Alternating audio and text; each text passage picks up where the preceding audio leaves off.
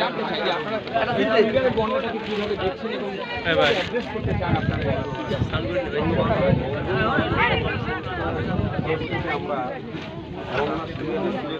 আমরা অবস্থা জানতে পারি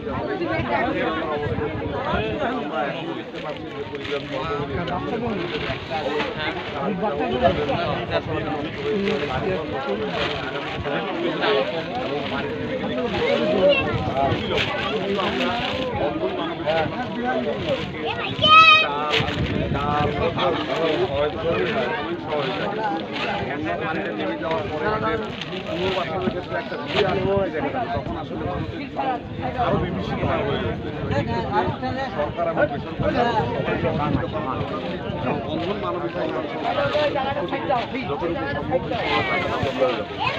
ধন্যবাদ। সে কথা যে কুড়িগ্রামের যে পরিস্থিতি ধীরে ধীরে সৃষ্টি হয়েছে